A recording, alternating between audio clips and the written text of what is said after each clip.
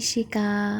Welcome to 13 day of my 30 days weight loss challenge journey. মাঝখানের কয়েকটা দিনে আর video shoot করা হয়নি, তা বলে ডায়েট কিন্তু ছেড়ে দিয়েছি তা নয়, ডায়েট চলছে, হয়তো একটু আদ্র কিছু মিস হয়ে গেছে। অত সহজেই তো ডায়েটটা ছাড়বো না। 30 দিনের চ্যালেঞ্জ যখন নিয়েছি তখন 30 দিন কমপ্লিট করবই। আর এই কয়েকদিন ডায়েট করেই আমি বেশ পরিবর্তন লক্ষ্য করতে পারছি। প্রায় 8-9 দিন তো ভাত খাইনি, তারপর থেকে আবার অল্প করে দুটো ভাতও খাচ্ছি। এখন আমরা তো একদম মাছে ভাতে বাঙালি, তাই ভাত ছাড়তে একটু তো প্রবলেম হবেই। কাল রাতে গিয়ে নার্সারি থেকে চন্দ্রমল্লিকা আর নয়নতারা ফুলের গাছটা নিয়ে এসেছি। এই যে আমার এক টুকরো ভালোবাসারা। সবুজ দেখলে যেমন চোখেরও শান্তি হয়, তেমন কিন্তু মনেরও শান্তি হয়। আর আজ তো সোমবার, আমি প্রতি সোম শুক্রই শিব বাবাকে স্নান করাই।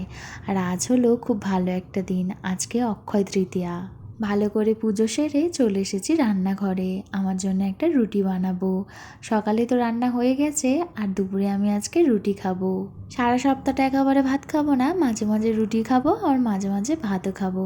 তাই যেমন মনও ভরবে, পেটও ভরবে, আর ডায়েটটাও ঠিকঠাকই হবে। আর আজ যেহেতু সোমবার, আর সোমবার করে তো আমরা নিরামিষ খাওয়া শুরু করেছি। আগে তো রুটি করতে পারতাম না, কিন্তু এখন রুটি করতেও পারি।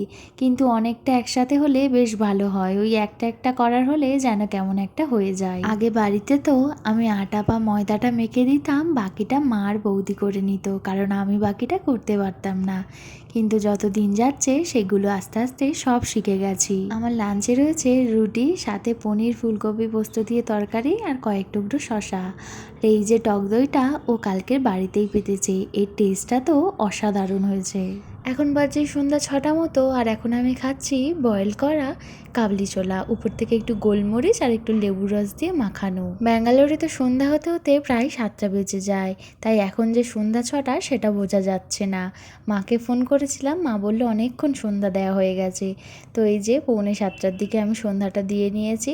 আর আগে তো ওই কাবলি ছোলাটা বয়েল করে রেখেছিলাম, আর এখন রাতের খাবারটা বানাবো। ও তো আজ আর কলেজ যায়নি, বাড়িতেই রয়েছে। আমি এদিকে রান্না করছি আর ওদিকে দাঁড়িয়ে দাঁড়িয়ে খেজুর খাচ্ছিল। তো আমরা মাঝে মধ্যেই তো একসাথেই রান্না বান্না করি। আজ যেহেতু নিরামিষ, তাই একটু কাবলি ছোলা দিয়ে রাতে ঘুগনি বানিয়ে নিচ্ছি। ওর জন্য কয়েকটা পরোটা বানিয়ে দেবো, আর আমি ঘুগনিটাই খেয়ে নেব। এই তো আজ শেষ। Bye bye.